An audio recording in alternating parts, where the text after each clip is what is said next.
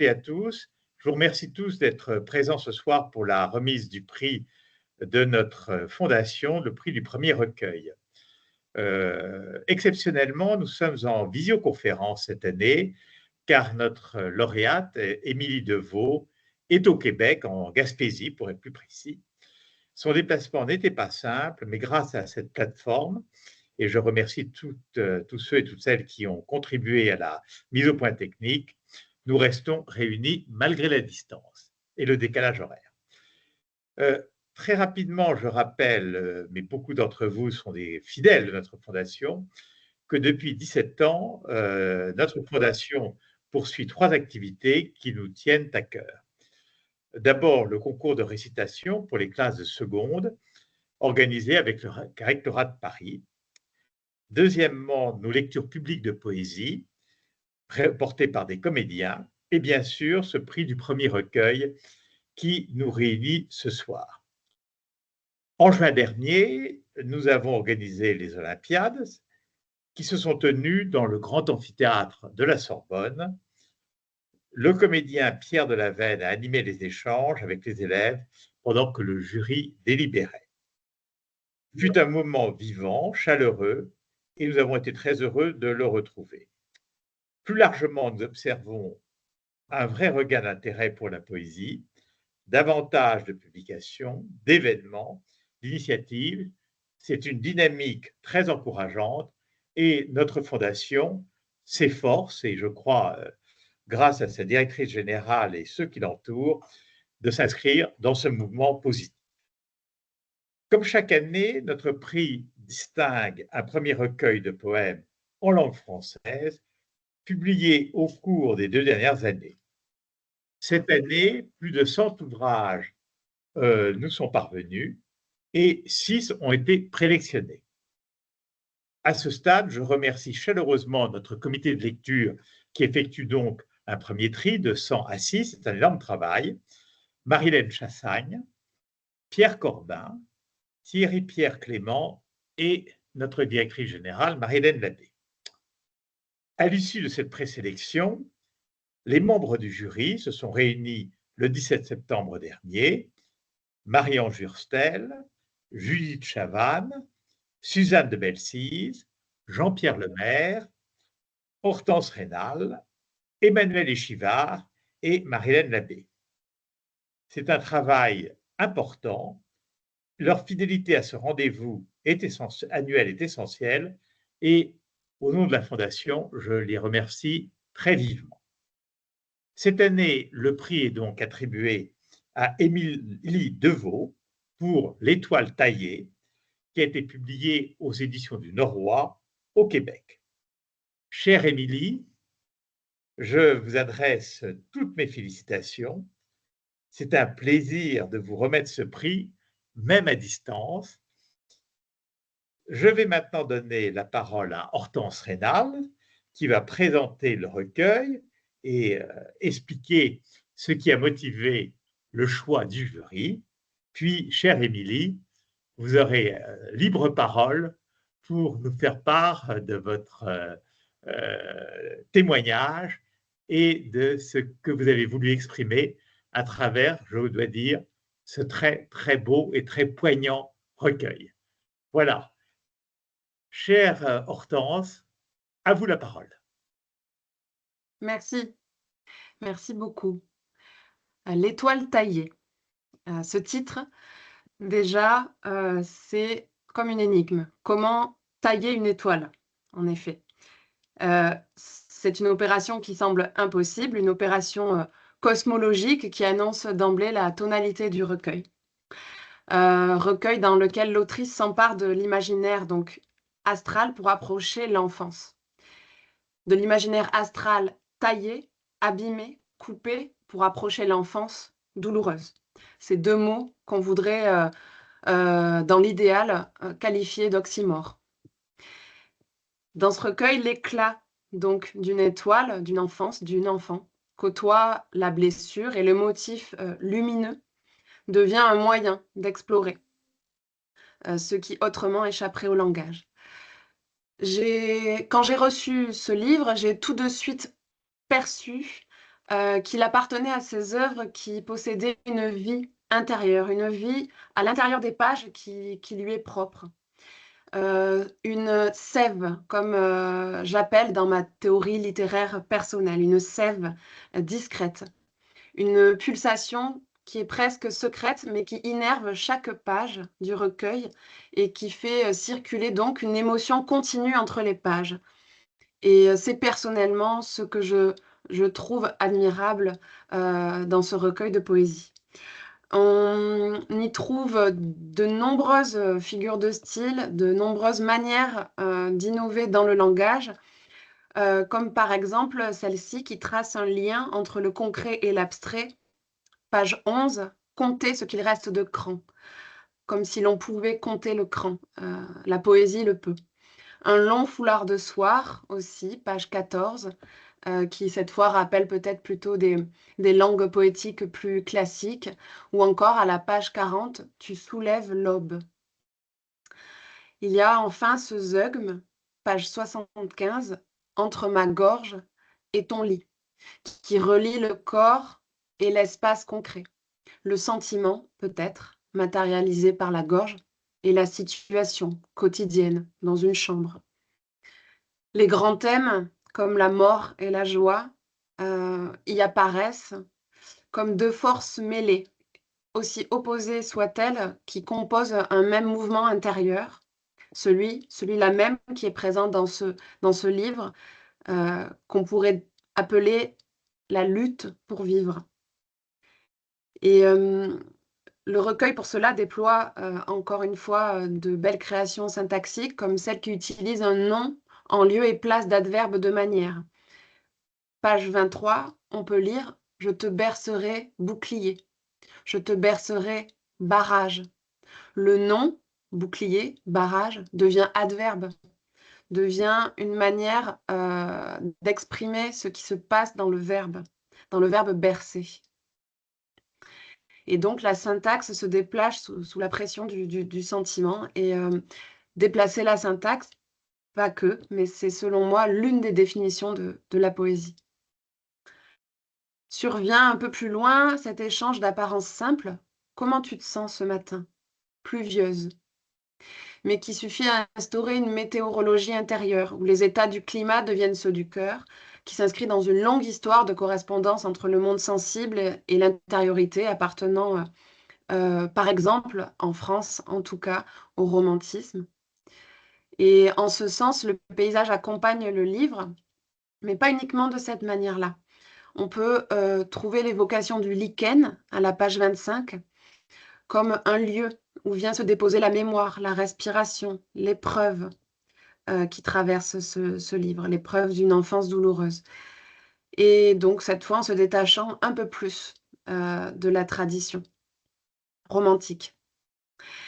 Il y a aussi le paysage qui est utilisé de manière plus concrète à la page 12. La douleur, quant à elle, s'énonce sans emphase. Page 13, on lit « Tu tombes au fond de toi ».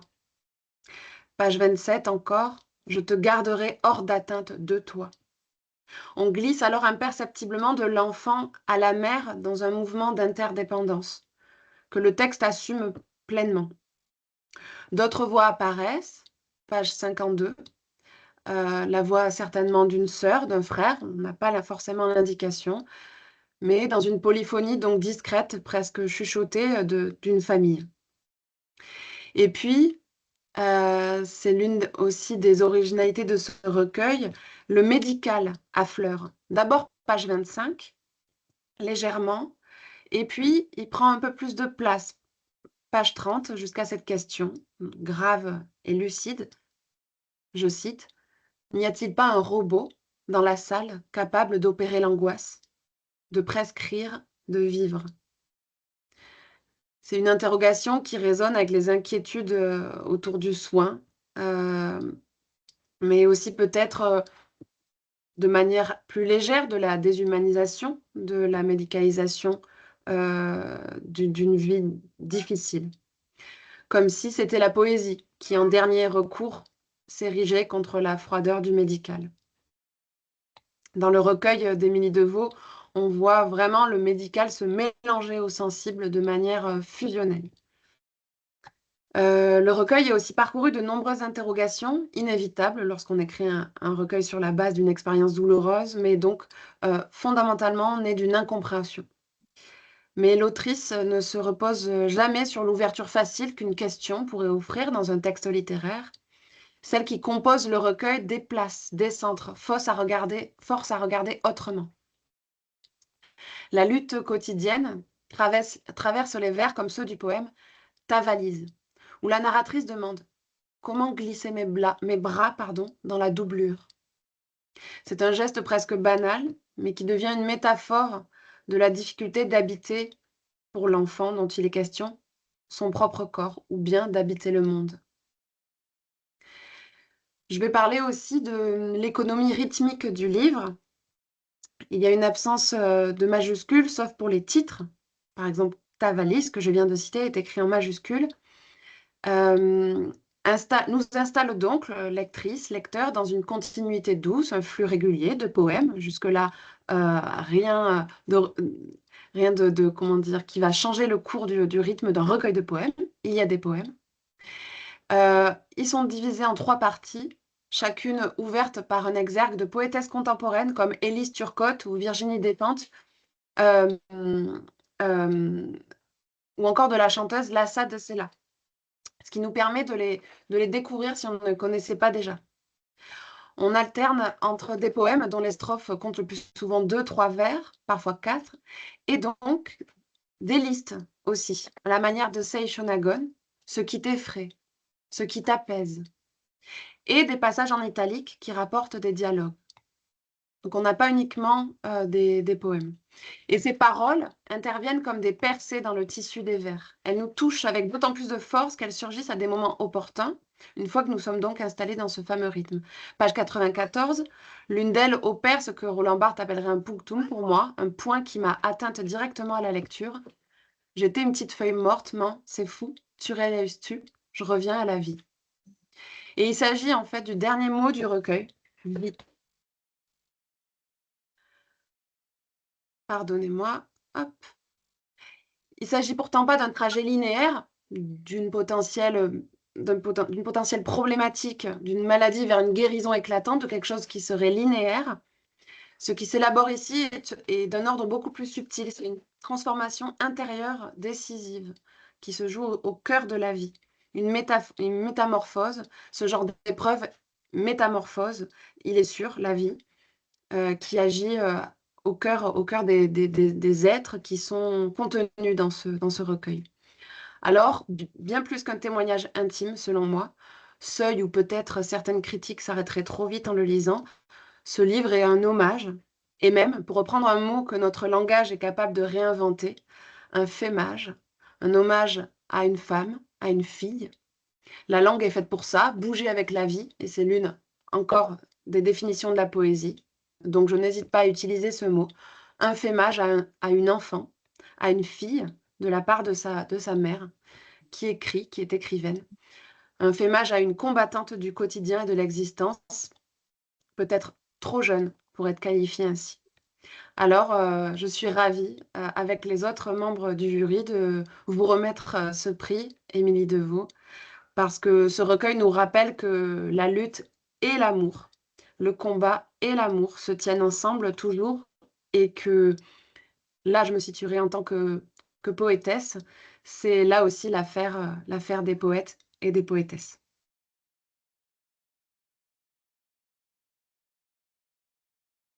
Merci. Merci beaucoup, Hortense. Et maintenant, Émilie, nous vous écoutons. Oh là là. Merci Hortense. Avec joie. Merci beaucoup. Je vais essayer de poursuivre ce mot. Alors, bonsoir à toutes et à tous. Chère Marie-Hélène et Antoine, chère Hortense, chers membres du jury, chers amis de la Fondation pour la poésie et autres complices qui vous joignez à nous aujourd'hui. Je dois admettre que c'est avec une immense surprise et un sentiment de gratitude tout aussi immense que j'ai accueilli la nouvelle de ce prix du premier recueil de poèmes. C'est pour moi et pour ma fille Rose, grâce à qui j'ai pu partager ce récit poétique, une reconnaissance puissante. Cet écho outre-mer, d'une trajectoire aussi intime, nous émeut profondément et donne beaucoup de sens à notre démarche. Puisqu'on se connaît peu, permettez-moi de me présenter brièvement. Je suis née sur la Côte-Nord, une région maritime de l'Est du Québec. Jeune adulte, après mes études en histoire, j'ai choisi de revenir m'ancrer dans l'Est, en Gaspésie cette fois. Le nom de ma ville d'adoption, Gaspé, vient de Gaspég, qui signifie bout du monde en langue micmac. Nous vivons effectivement tout au bout de la péninsule gaspésienne, une pointe de terre plongeant tête première dans le golfe du Saint-Laurent. Un Finistère. Pour les descendants des peuples d'Europe, Gaspé est aussi souvent désigné comme le berceau du Canada. Puisque plusieurs d'entre vous nous écoutez de la France, je me permets ce clin d'œil, car oui, c'est ici à Gaspé que l'explorateur Jacques Cartier a planté sa croix en 1534, prenant ainsi possession du territoire au nom du roi de France. Bien de l'eau a coulé sous les ponts depuis, évidemment. Pour moi, la Gaspésie fut une terre d'ancrage, le lieu de tous les commencements, qui m'inspire et m'habite depuis près de 20 ans. Aujourd'hui historienne, autrice et médiatrice culturelle, je m'efforce de remonter le fil des récits communs et des paysages qui nous habitent, de comprendre comment ceux-ci nous éclairent, individuellement et collectivement. J'ai débuté mon parcours d'autrice en littérature jeunesse. Vous imaginez donc que l'étoile taillée m'a amenée à sortir, j'oserais dire vertigineusement, de mes sentiers battus. Moi, Émilie, écrire de la poésie. Ce recueil est né non pas d'une idée ou d'un concept, mais d'une urgence, celle d'extraire de soi, de nommer. L'urgence tout simplement de continuer à respirer. L'étoile taillée remonte le cours tumultueux d'une résilience. Ma fille aînée vit avec un trouble sur le spectre de l'autisme, un autisme de haut niveau qu'on appelle aussi souvent le syndrome d'Asperger, une condition qui, chez les femmes, du moins au Québec, est longue à diagnostiquer et souvent confondue avec divers troubles de santé mentale.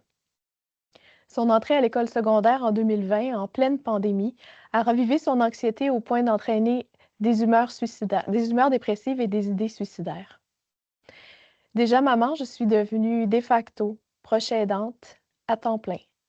J'ai accompagné, jour et nuit, mon enfant souffrante et suicidaire pendant 3 ans. Je n'ai aucune formation académique en lettres ou en création littéraire, mais je crois profondément au pouvoir de la littérature comme moyen de guérison et de résistance. Je crois que les mots permettent de retrouver une certaine forme de prise sur le réel et de transformer la douleur en sens. Submergée par l'angoisse, j'ai trouvé dans la poésie un point d'appui, d'où il m'a été possible de reprendre mon souffle.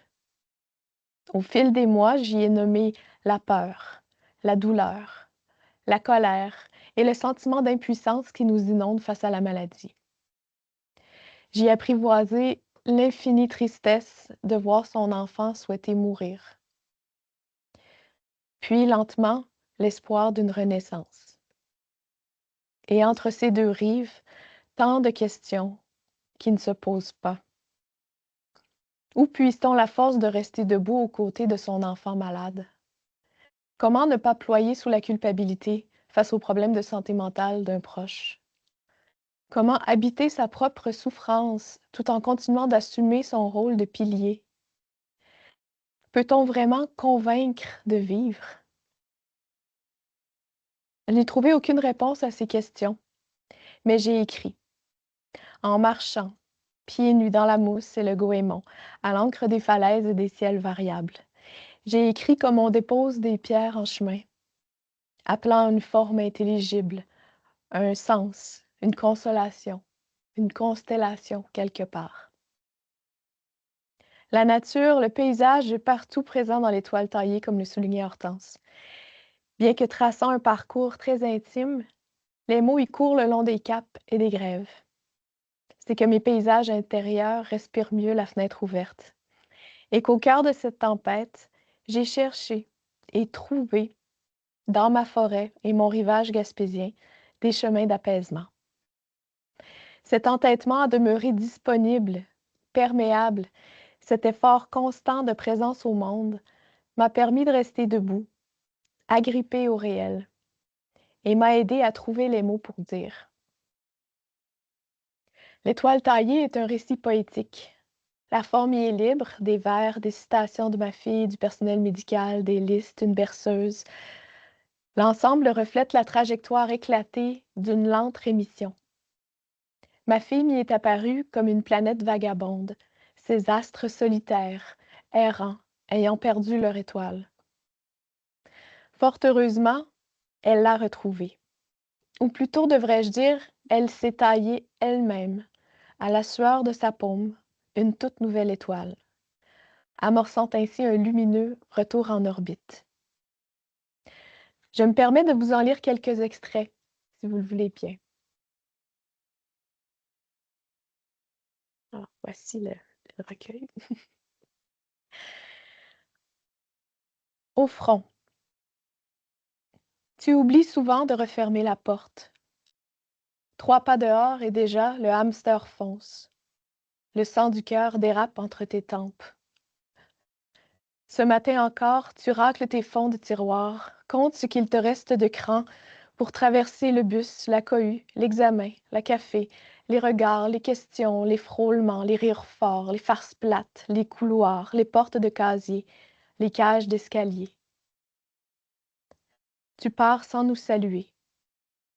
Je reste au seuil du combat. Cette porte ne se refermera pas seule.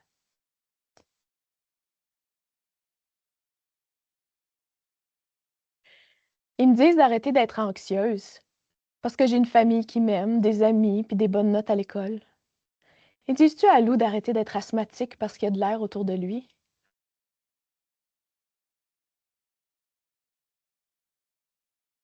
Milieu fragile. Ce matin, tu mènes la marche. Tes doigts rongés flairent un passage dans le sillon des écorces. Tu empruntes le cri de la mésange. Derrière toi, je referme les feuillages. Paupières closes, je goûte la chaleur d'une trouée d'automne. Tu expires, et j'entends s'éteindre le souffle de tes sèves anciennes. Même le lichen tremble sous ton pas de fée en bottes de combat.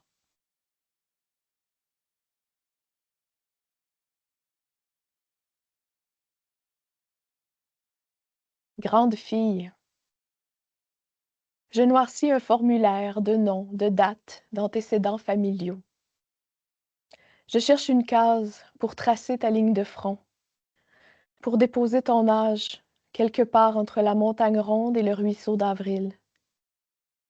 J'ajoute une ligne pour déclarer que tu ne sais pas nager et que pourtant tu soulèves l'aube plusieurs fois par jour, de toute la force de tes fleuves intranquilles.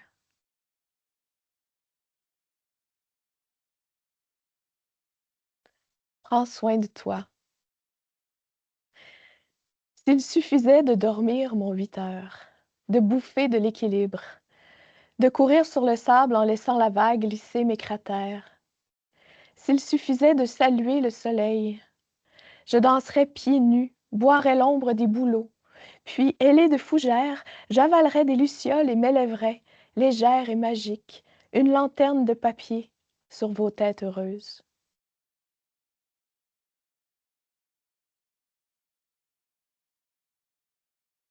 Ajourée, ta peau pleine de mailles et de grands vents. J'aurais voulu la recoudre, te tisser plus serré, mais tu es née dentelle, ouverte et fragile, et précieuse, et grandiose.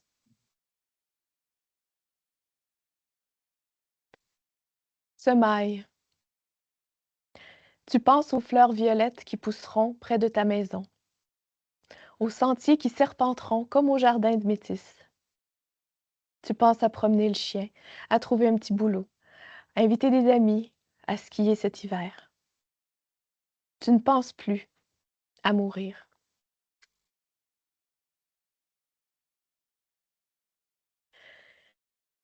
Mon objectif en proposant ce projet à un éditeur était de témoigner du combat de mon enfant, celui d'être pris au sérieux dans sa détresse et accueilli dans sa neurodivergence par un système de santé à bout de nerfs, de listes d'attente et d'heures supplémentaires.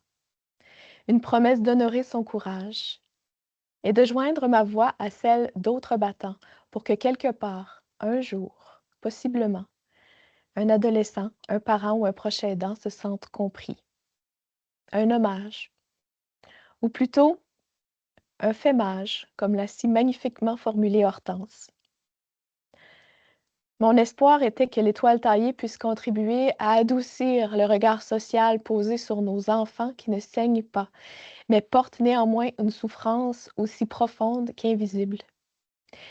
Qu'il puisse aussi contribuer à tisser du lien et apporter une forme de consolation, peut-être la plus grande, celle de ne pas être seul. Mon projet a été accueilli par les Éditions du Norrois, une maison de référence en poésie fondée en 1971. J'en suis honorée.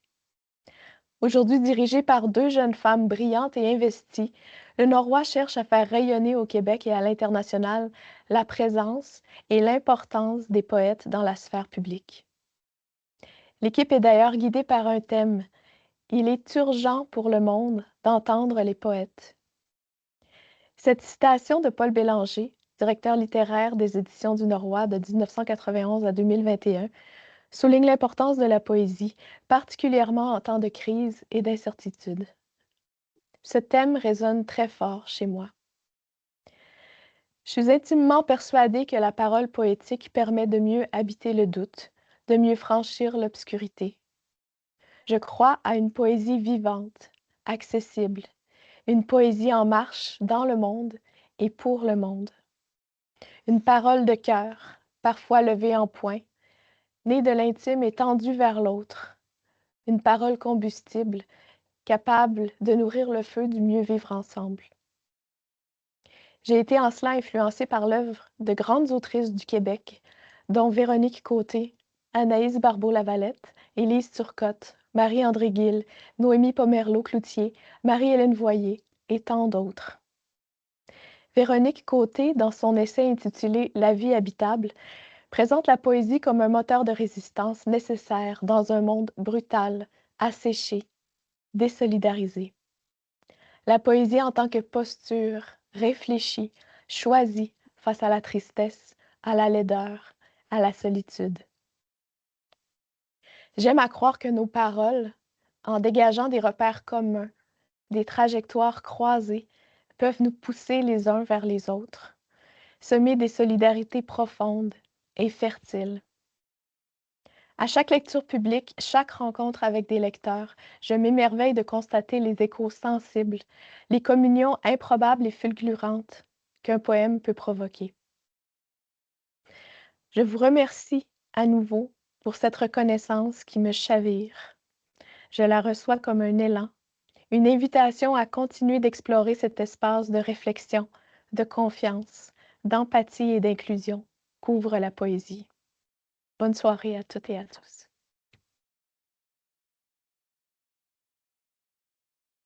Merci. Merci beaucoup, on m'entend? Merci beaucoup, Émilie, pour cette très belle présentation de votre recueil. Merci aussi à Hortense qui a fait la présentation, qui a expliqué notre choix. On a été très émus à la lecture de votre recueil. Je ne vais pas en faire l'exégèse, ça a été fait avant moi et mieux que je ne le ferai. Je voudrais simplement dire que puisque ça a été assez bref et intense, on a la possibilité et vous avez accepté, Émilie, mais Hortense également, qu'on vous pose des questions. Donc, j'invite les personnes qui nous écoutent en appuyant sur la petite icône Levez la main que vous devez avoir dans la barre tout en haut de votre ordinateur, à poser des questions à Émilie et à Hortense si vous le souhaitez. Euh, voilà.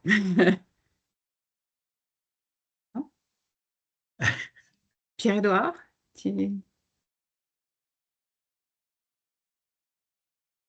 oui, Ah, c'est Suzanne. clair. Oui, Oui, bonjour. Je suis une des membres du jury. J'ai adoré, adoré, adoré votre recueil. Donc, je commence par là. Je le donne déjà à Noël à toutes les femmes de ma famille, mais j'ai tort, je devrais aussi le donner aux hommes de ma famille. Mais quelque chose me dit qu'elles seront plus réceptives. J'ai une question. Ce recueil est évidemment complètement centré autour d'une expérience intime, à la fois douloureuse et fondamentale. J'ai une question de journaliste, alors je vous prie de m'en excuser d'avance, mais sur quoi est-ce que vous écrivez déjà autre chose ou prévoyez de le faire et sur quoi? Oh là là! Euh, je vous dirais que l'aventure de l'étoile taillée a amené son lot de rencontres, d'expériences, d'échanges tellement porteur, tellement émotif. C'est un sujet qui est très près de moi, l'étoile taillée. Et donc, à chaque fois que je rencontre des lecteurs ou qu'on a une rencontre, oui, je m'excuse, j'ai tendance à regarder là parce que je vous vois là, mais je vais vous parler dans la caméra. Euh, euh, donc, souvent, les gens sont venus me partager des expériences qu'ils avaient vécues qui étaient semblables à un niveau ou à un autre. Donc, ça a été beaucoup d'émotions pour moi d'accueillir, d'accompagner en fait l'étoile taillée dans sa trajectoire depuis la publication l'été dernier. Donc, pour l'instant, je vous dirais que je prends une petite période pour laisser déposer tout ça. Mais évidemment, j'aimerais beaucoup poursuivre. J'ai déjà des petites notes de prise, puis des idées. Je suis très présentement appelée par le thème de la mémoire. Je travaille au quotidien avec plusieurs familles dans des projets de mise en valeur du patrimoine. Donc, je travaille à mettre en lumière des récits. euh, et parallèlement, je suis en train moi-même de construire un nid, un nouveau nid. Donc, faire le lien entre le nid des familles que je côtoie au quotidien, mon nid à moi, euh, où sont nos ancrages, comment les récits communs peuvent contribuer à forger, à fabriquer ce nid-là qui nous est propre. Où est-ce qu'on se sent chez soi? Qu'est-ce qui fait en sorte qu'on se sent qu'on est chez soi avec les nôtres? Euh, donc, c'est des thèmes qui me touchent beaucoup en ce moment puis que j'aimerais continuer d'explorer. Merci pour votre question.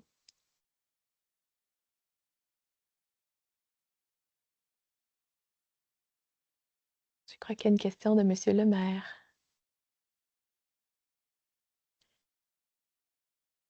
On ne vous entend pas, Monsieur le maire. Je crois que le micro est fermé. ok. Voilà.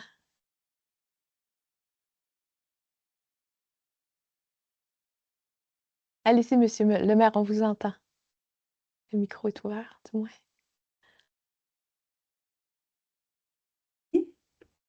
Hein? Oui, Jean-Pierre?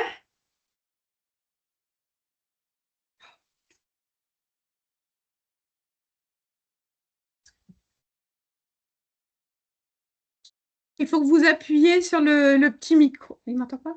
Il faut que vous appuyiez sur le petit micro. Oui, est-ce que vous pouvez parler, Jean-Pierre? On vous donne la parole.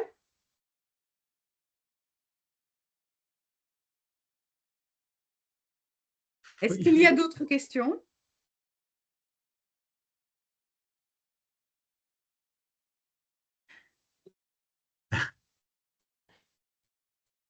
Bon. Si vous En me tout cas, permettez, avant de terminer, je voudrais vous remercier particulièrement la Fondation pour votre ouverture. d'avoir accepté d'organiser cette remise à distance. C'était un peu compliqué pour moi avec ma situation familiale d'envisager un déplacement de Gaspé à Paris. Donc, je vous remercie beaucoup. Puis, du même coup, ça a permis à plein de gens de mon entourage, des collègues de travail, ma famille. Je vois même à l'écran mon grand-papa de 95 ans qui peut assister à la remise à partir de la ville de Québec. Donc, je suis très émue de pouvoir être accompagnée dans cet événement-là par mes proches qui ont pu participer avec nous aujourd'hui en ligne grâce à la magie de la technologie. Merci beaucoup. Écoutez, s'il n'y a pas Marion, j'ai des questions? Longtemps. Mais je ne sais pas, c'est... Euh, non, Non, s'il n'y a... j'aurais Oui, juste envie de vous dire, un petit peu comme tout à l'heure, Suzanne, que moi aussi, j'ai vraiment beaucoup aimé votre recueil, Émilie. Et ça m'a particulièrement touchée parce que je suis à moitié canadienne aussi. Donc, C'est donc voilà, vrai? oui, voilà. Donc, j'ai vraiment. Bon, je n'ai pas de questions, mais vraiment, merci beaucoup pour ce recueil que Oui, moi aussi, merci. je vais offrir. Et Merci à bravo vous. d'être arrivé à écrire Merci ceci. beaucoup. Je souhaite juste rétablir aussi un petit lapsus. J'ai dit Virginie Despentes parce que... Mais en fait, c'est Virginie Deschamplain. Voilà, je De voulais Champlain, juste... ouais. Voilà, je m'en suis rendu compte un peu plus loin dans le discours. Pareil, voilà. Donc, je voulais rétablir cela. alors, Merci, Hortense. comment est-ce qu'on fait pour se procurer votre recueil? Moi, j'en ai comme... Est-ce qu'on m'entend? Oui, oui. Oui, J'en on ai on vous t'entend. entend. commandé... J'en ai commandé 50 qui ne sont pas encore arrivés. Donc, une possibilité, on sera très heureux de vous offrir ces recueils jusqu'à épuisement de notre stock. Ceux qui nous écoutent, vous pouvez simplement envoyer à la Fondation une demande du recueil avec votre adresse postale et on vous l'enverra. C'est assez compliqué, je dois dire, de faire venir quelque chose du Canada. Et là, pour le moment, c'est bloqué à la douane. Enfin bon, je vous passe les détails, mais donc dès que nous les recevrons et quand j'aurai, j'espère, eu vos demandes, je vous les enverrai. Donc, je ne sais pas, est-ce que, Suzanne, tu as réussi à en avoir ou... Pardon? Je ne sais pas si Non, Suzanne, tu as non, pas réussi. encore, pas Non, encore. c'est compliqué. Alors, soit vous pouvez passer par moi, je ne les vends pas, je les donne. Parce que sinon, c'est un peu plus compliqué. On verra avec les éditions du Noroît s'il y a une forte demande, Émilie, on essaiera de faire une sorte de sas chez moi. À la limite, je règle les problèmes de douane. Et puis après, on les donne parce que, voilà, vous êtes non européen, bien sûr. Et donc, c'est juste un tout petit peu compliqué. Et c'est vrai que c'est un magnifique recueil. Là, je l'ai relu, je l'ai passé à mes enfants. Enfin, et on est tous à pleurer. Mais moi, j'avais plein d'autres questions à vous poser. L'alternance entre les italiques et le style. Ce qui est assez formidable, c'est qu'il y a vous écrivez. Et puis, de l'autre côté, en italique, c'est votre fille qui parle, n'est-ce pas, Émilie, avec une façon de parler d'enfant, si je devenais grande un jour, etc. Et ce dialogue entre vous et votre fille est, je crois, un des aspects les plus émouvants, outre la maîtrise du style, et c'est ma question, vous dites que vous n'avez aucune compétence, aucune formation dans le domaine littéraire, c'est tout de même extrêmement tenu, votre recueil sur le plan littéraire. Enfin, Je suis une grande lectrice. oui. Je suis une très, très grande lectrice. Puis comme je vous disais, ben, j'ai publié deux albums jeunesse précédemment. Mais cette fois-ci, je me suis, je vais vous dire, laissée porter par les citations qui sont insérées à travers les poèmes. Ce sont des vraies citations, en fait, que j'ai rien inventé, là. C'est des paroles, soit prononcées par ma fille, des fois par son frère, des fois par du personnel médical ou d'autres membres de la famille, que je notais au quotidien. Puis je vais même vous faire un aveu, ce recueil-là, je l'ai pratiquement écrit au complet sur mon téléphone cellulaire, assise dans des salles d'attente, assise à l'hôpital ou chez moi, mais souvent vraiment en des notes. Puis ensuite je reprenais le tout sur mon ordinateur, mais c'est vraiment des textes qui se sont écrits dans l'action, dans le quotidien, dans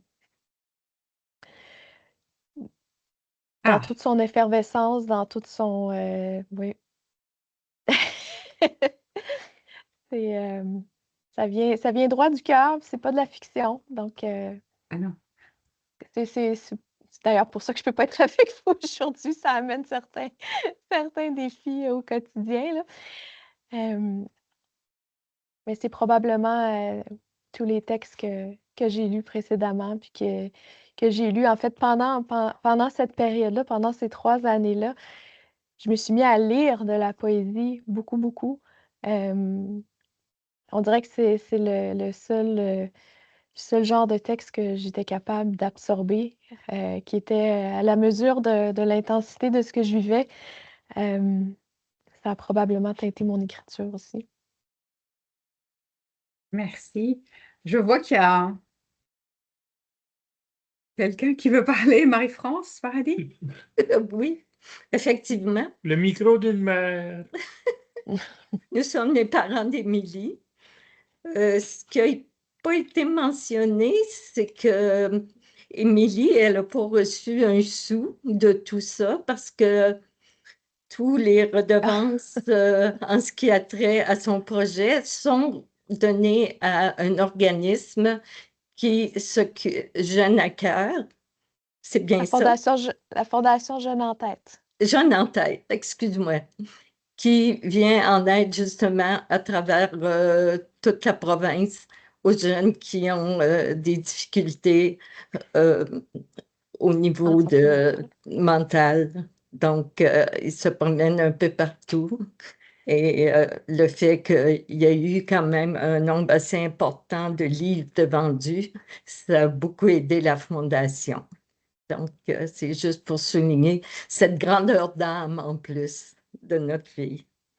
Et si je peux ajouter, la lecture de son œuvre a démystifié le contenu auprès de personnes qui nous entourent, qui se sont trouvées tout à coup, ah ben, je le suis peut-être un peu, moi, je le suis peut-être un peu.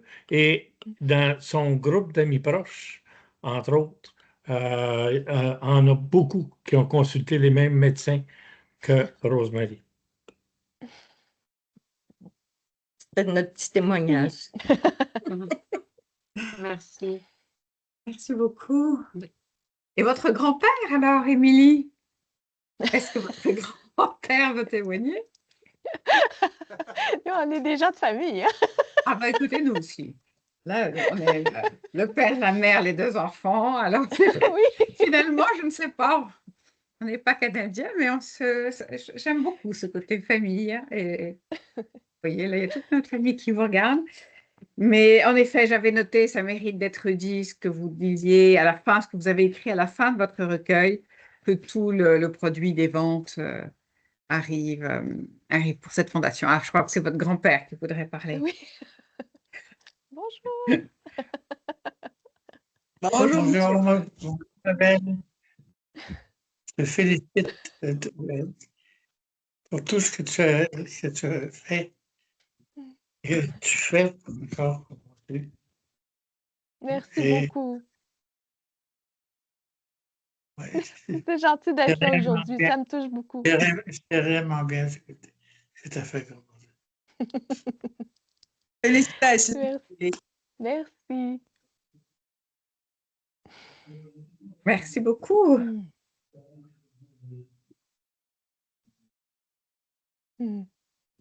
Écoutez, alors, est-ce que quelqu'un veut encore parler? Est-ce que, Hortense, tu veux dire quelque chose encore? Simplement dire que c'est très émouvant, effectivement, d'avoir toutes ces générations Ouais.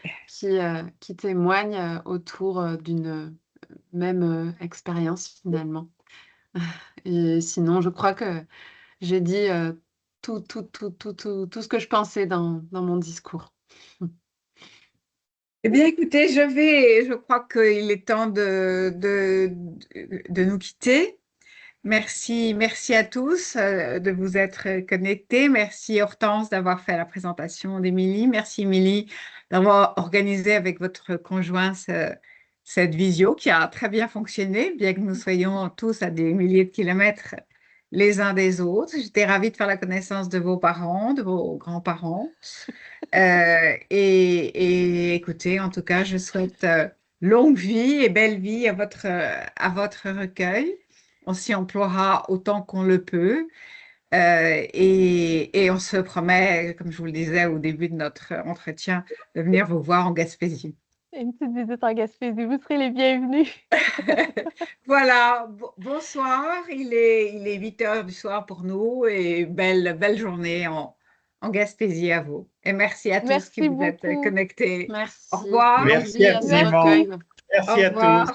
Au Et revoir, beaucoup de merci. lecteurs et lectrices. Au revoir. Au revoir. revoir, Émilie. Merci. Merci.